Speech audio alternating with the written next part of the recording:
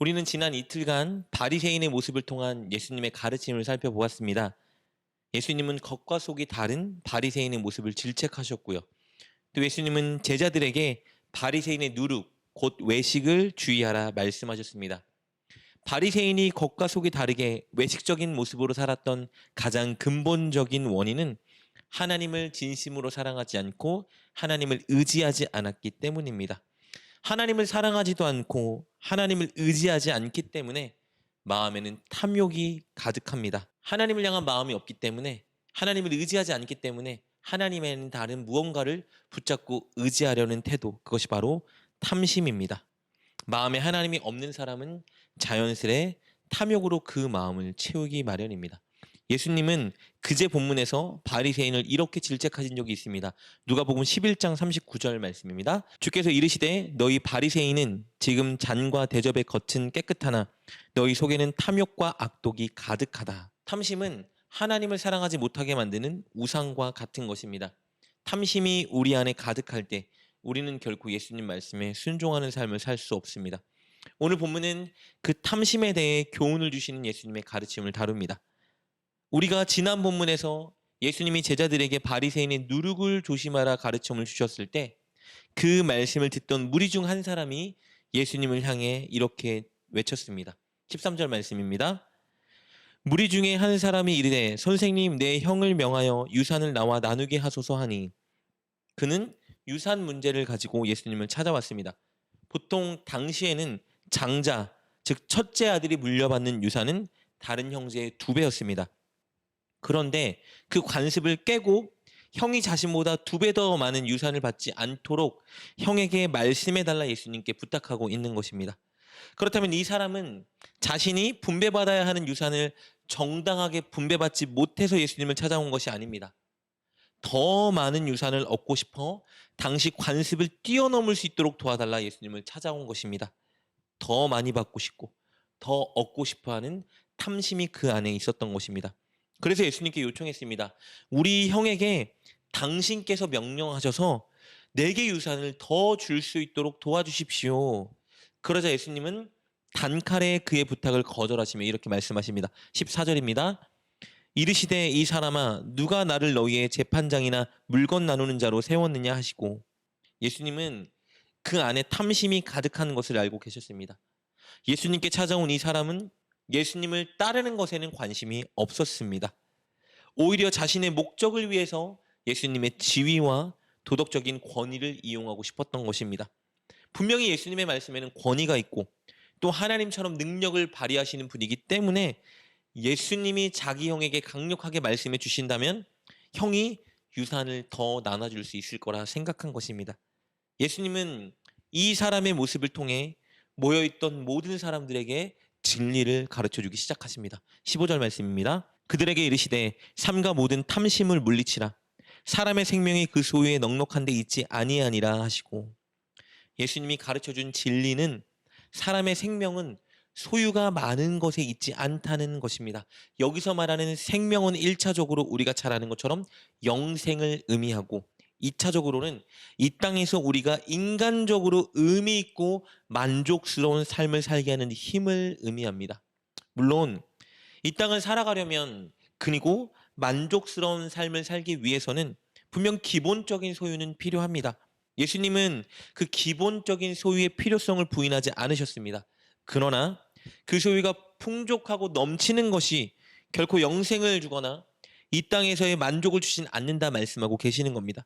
그러니 마음의 탐심을 버리고 진짜 영생과 진짜 만족을 주는 예수님을 따르는 삶을 살라 권면하고 계신 겁니다. 예수님은 이 진리를 가르쳐주기 위해서 한 가지 비유를 드시는데요. 부자의 비유입니다. 한 부자가 있었습니다. 그는 이미 재물이 풍족히 많은 자였습니다. 그런데 농사가 또 대박이 난 거예요. 수확물을 쌓아둘 곳이 부족하기 시작했습니다. 그러자 고민 끝에 그가 내린 결론은 현재 있던 곳간을 허물고 더 크게 곳간을 짓는 것이었습니다. 그리고 그곳에 오래 거둬들인 수확물을 쌓아두고 독점하려 했습니다. 그가 이렇게 한 데는 2가지 의도가 있습니다. 첫째, 많은 수확물을 시장에 풀지 않고 쌓아두면 시간이 지나면서 그 값이 오를 것이고 더 많은 수익을 자신이 얻을 수 있었기 때문이었습니다. 그리고 둘째, 남은 여생 평안히 살고 쉬고 먹고 싶었던 것입니다. 19절 말씀입니다. 또 내가 내 영혼에게 이르되 영혼아 여러 해 쓸 물건을 많이 쌓아두었으니 평안히 쉬고 먹고 마시고 즐거워하자 하리라 하되. 하나님은 이런 부자의 행동을 이렇게 평가하십니다. 어리석도다. 20절 21절입니다. 하나님은 이르시되 어리석은 자여 오늘 밤에 내 영혼을 도로 찾으리니 그러면 내 준비한 것이 누구의 것이 되겠느냐 하였으니 자기를 위하여 재물을 쌓아두고 하나님께 대하여 부여하지 못한 자가 이와 같으니라. 하나님은 그를 질책하십니다. 질책하신 이유 첫째, 그는 하나님에 대해 부여하지 못했기 때문입니다. 하나님께 대하여 부여하다는 것은 하나님의 긍휼과 은혜를 알고 그것을 철저히 의지하며 사는 것입니다. 반대로 하나님께 부유하지 못하다는 것은 하나님의 긍휼과 은혜를 의지하는 것이 아니라 자신의 재물과 능력과 환경을 의지하며 사는 것입니다. 비유에 나오는 부자는 하나님께 대하여 부유하지 못한 자였습니다. 그래서 더 많이 얻고 더 많이 갖고 더 많이 쌓아두고 싶었던 것입니다. 그리고 하나님이 그를 질책하신 두 번째 이유, 그가 자신만을 위하여 재물을 쌓아두었기 때문입니다. 그는 자기의 삶과 즐거움에만 몰두하는 삶을 살았습니다. 그가 많은 수확물을 얻게 되었을 때 그의 반응을 보면 알 수 있습니다. 그는 하나님을 찬양하지도 하나님께 감사하지도 하나님께 드리지도 않았습니다. 남을 위해 사용할 생각은 더더욱 없었습니다. 그저 자기의 미래와 즐거움만을 위해 쌓아두려 했습니다. 하나님께 부유한 사람, 즉 하나님을 의지하고 하나님께서 긍휼로 자신에게 많은 것을 주신 것을 인정하는 사람은 자신의 필요 외의 것들을 늘 구제하는 데 사용합니다. 구제는 내게 주신 하나님의 긍휼을 아는 것이고 그 긍휼을 주변의 사람들에게 베풀며 실천하는 삶입니다. 그러나 이야기에 나오는 부자는 그러지 못했죠. 하나님께서 그의 영혼을 그날 밤 데려가신다 말씀하십니다. 그렇게 되면 그가 가진 모든 것들은 그의 영생에 있어서 그의 행복에 있어서 어떤 영향도 미치지 못할 것이라 말씀하고 계십니다. 예수님은 이 비유를 통해서 탐심을 조심하고 예수님을 따르는 자가 되라고 교훈하고 계신 것입니다. 그리고 탐심을 멀리하고 예수님을 따를 수 있는 비결은 하나님께 대하여 부유한 자가 되는 것입니다. 오늘 본문을 통해 우리는 탐심이 무엇인지 배울 수 있습니다. 탐심은 하나님을 의지하지 않고 내가 가진 것과 재물을 의지하는 태도입니다.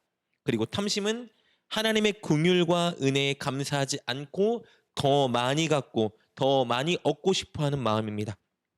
그리고 탐심은 다른 사람의 상황을 고려하지 않고 늘 나의 이익만 고려하는 태도입니다.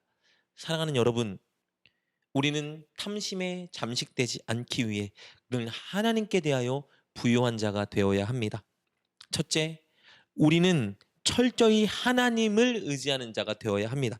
내가 가진 것, 내가 가질 것들을 의지하지 말고 늘 기도하며 하나님을 의지하는 자가 되어야 합니다. 둘째, 우리는 날마다 하나님이 주시는 은혜와 긍휼을 발견하고 그것에 감사하고 만족하는 자가 되어야 합니다.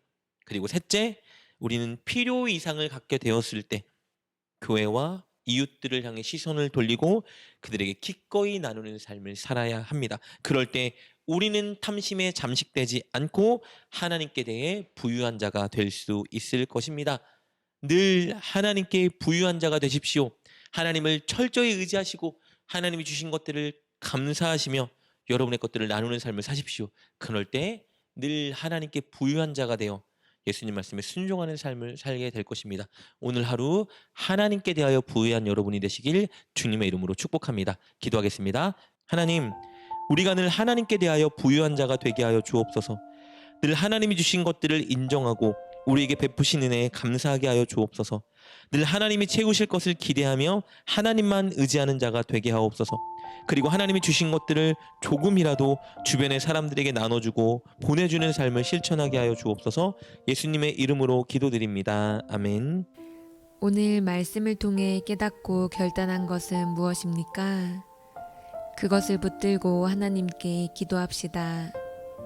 그리고 그렇게 실천하며 하루를 살아가는 여러분 되시길 주님의 이름으로 축복합니다.